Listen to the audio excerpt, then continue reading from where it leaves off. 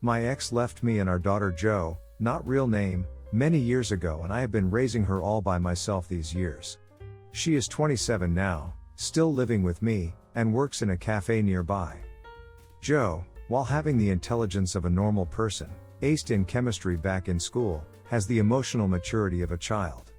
It does not take much for her to get upset or become happy. She loves praises and hugs, dislikes strangers but warms up to them easily.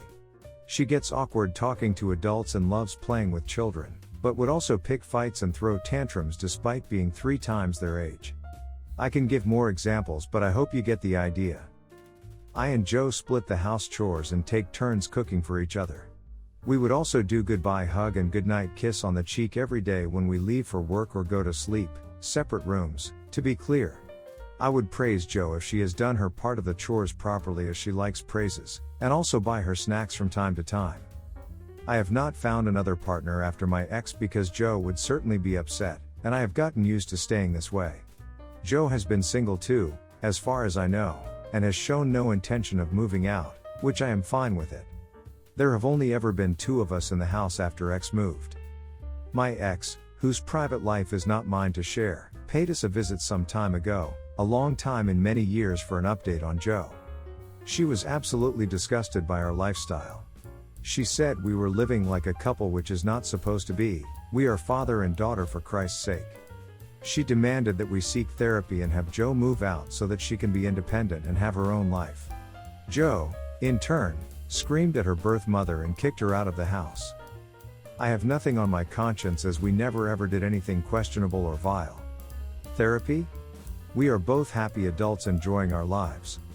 Has Jo moved out? If she wants, I won't stop her, but if she's happy here, then she can stay as long as she likes.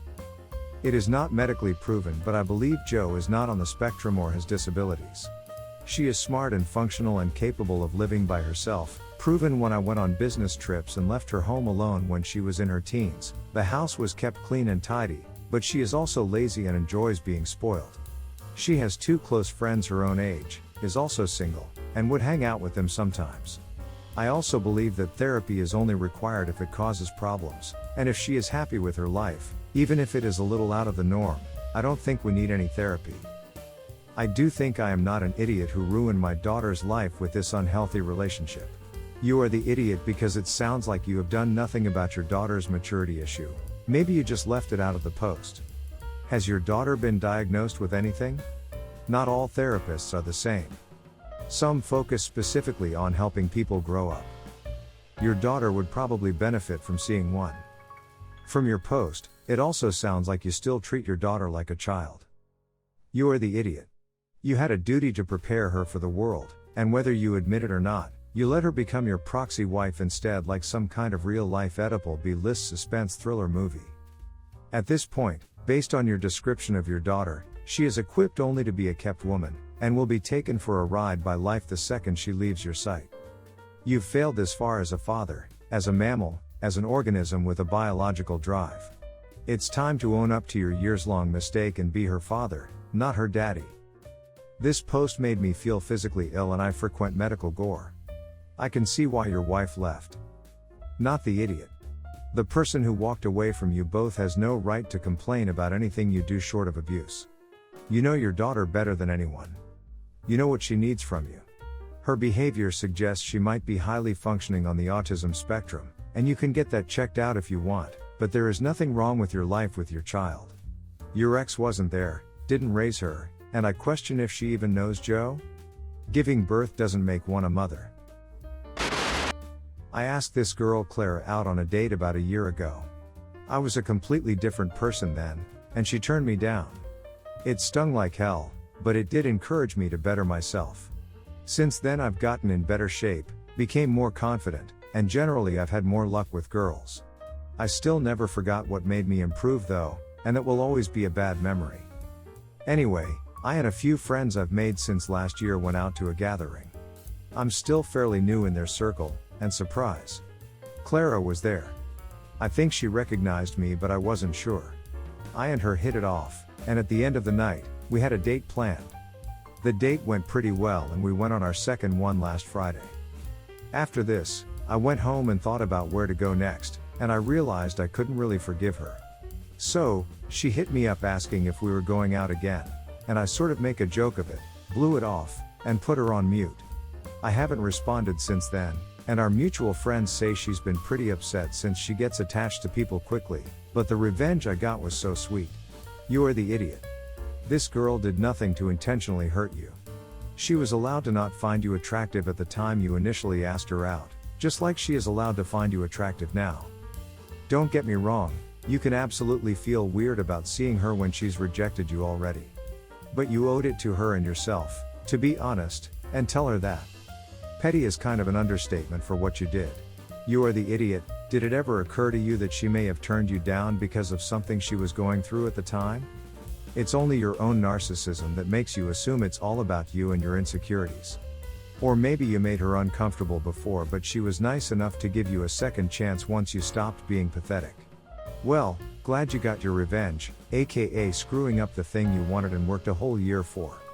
Ungrateful idiot. You are the idiot. There's nothing to avenge when someone tells you no, you worm. No one owes you a date, no one owes you their time. You weren't rejected, you asked, she said no, move on. You're acting like her saying no to dating you was a bad thing? Absolute creep. A person's preference, taste in partners isn't second to the feelings of the person asking them out. If someone asked you out and you said no, do you think you have done a terrible thing, worthy of revenge? You're an unattractive person in a nice wrapper. I hope she sees you are really the same person you were then. I've been playing guitar since I was about 8 years old. I'm 22 now. It's always been my dream to own a pre-1960s Gibson Les Paul. I just happened to be Googling around and found one literally exactly as I wanted. It's an ebony finish with gold with 3 pickups and gold hardware. It was literally too good to pass up. I mean, once in a lifetime. Will never find again, had to buy it or never have the chance again opportunity.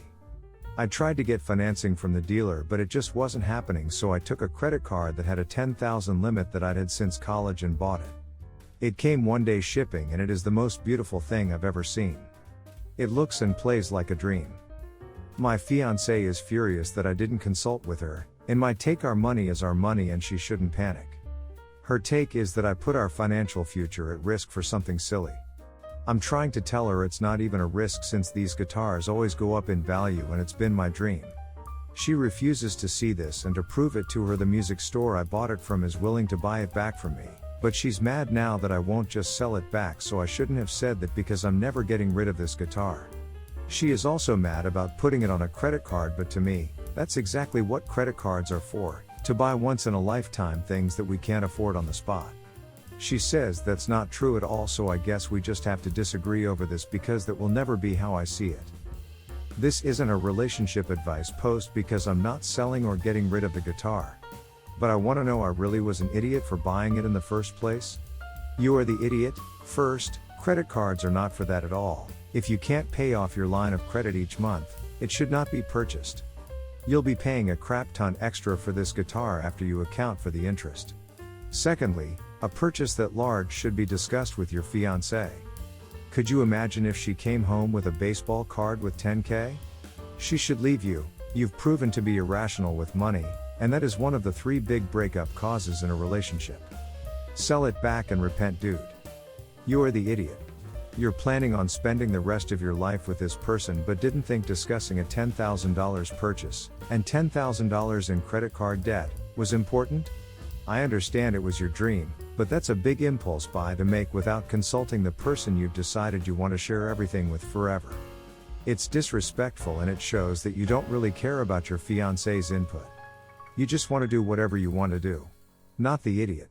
If she is threatening to leave you over something as trivial as this, then you shouldn't be marrying her. Since this is such a big part of your identity, then you have every right to buy it. If it were something more trivial, then you might have something to answer for. I don't understand why people get so worked up about having debt or using CCs. They are for when you need them, and this was a good option for you. If you have a situation where you need the money fast, then by all means swipe.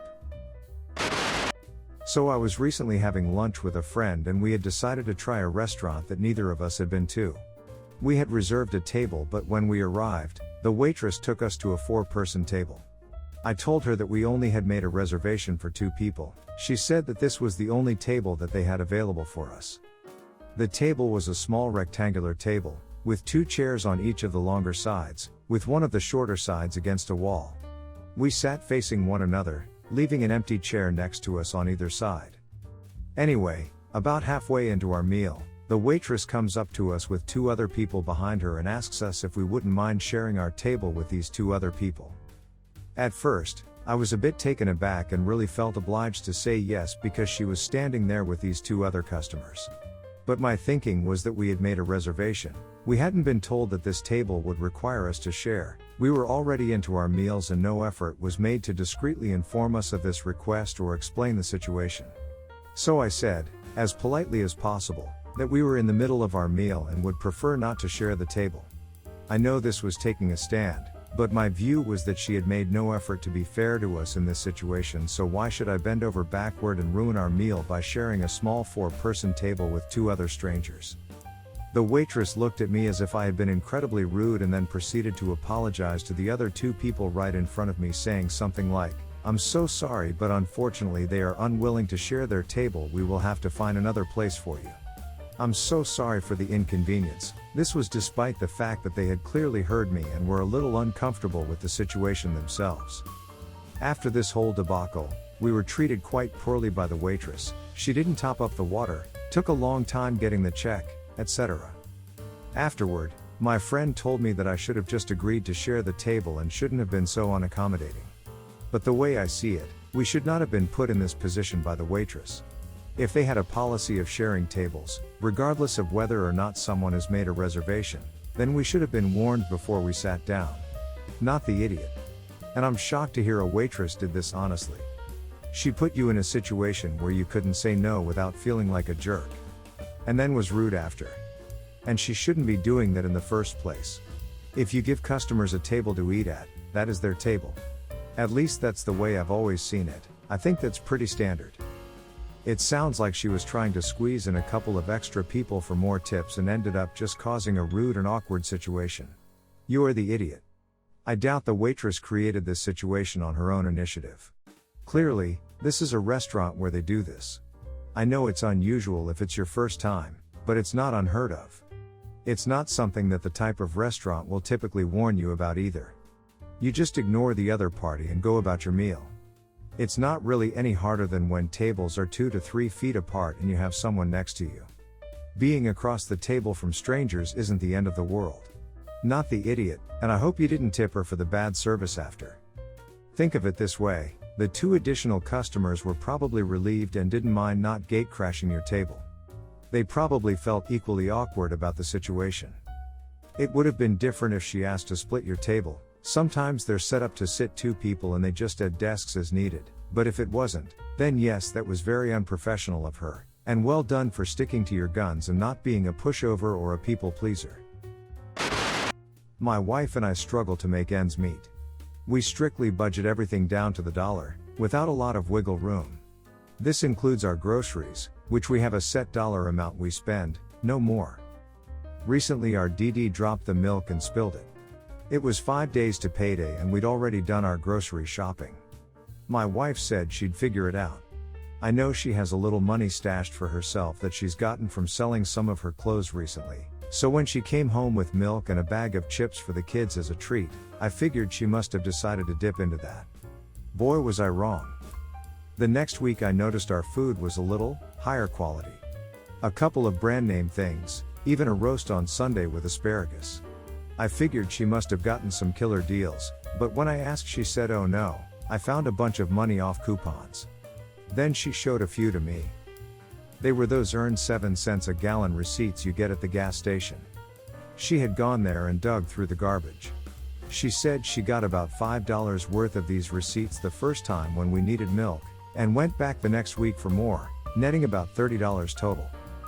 I was speechless. I asked her how she could lower herself like that. She replied that she did it for our kids. When I asked why she didn't use the money she had saved, she said it was hers and she was saving it for something special. I'm so disgusted, guys. I can't believe she did this. I don't even want to look at her. She on the other hand is mad at me and says I'm an idiot for being mad, and for expecting her to use her saved money instead. You are the idiot. Why, this is insane. Your wife is getting good quality things for you and your kids and you're angry about how she's doing it? And if I'm understanding correctly, she didn't get the food out of the garbage, just the coupons, which is honestly really resourceful and smart of her. You sound like such a pretentious jerk. I really try not to jump to conclusions, but if this is your attitude about other things in life, she should leave you. You are the idiot. I would understand you being mad if she was feeding your kids garbage, and yes, I know I'm being judgmental here, but I've worked in a supermarket for more than 5 years. Our garbage is in the dumpster for a reason and definitely shouldn't be given to kids, but it sounds like she's only going through the dumpsters for receipts she can use for a discount. That sounds like a great idea to me. Would you rather let your kids starve just to keep up appearances? You are the idiot. She went out and got the mile that was needed. Do you think this was her desire to have to get it that way? Instead of hugging her and trying to make some kind of plan on how to earn more money and get out of this situation, you judged her. There is nothing a mother would not do for her child, Paul, remember that. She would beg or steal to get the food on the table if the situation was demanding that. You should get on the boat and try to make everything better.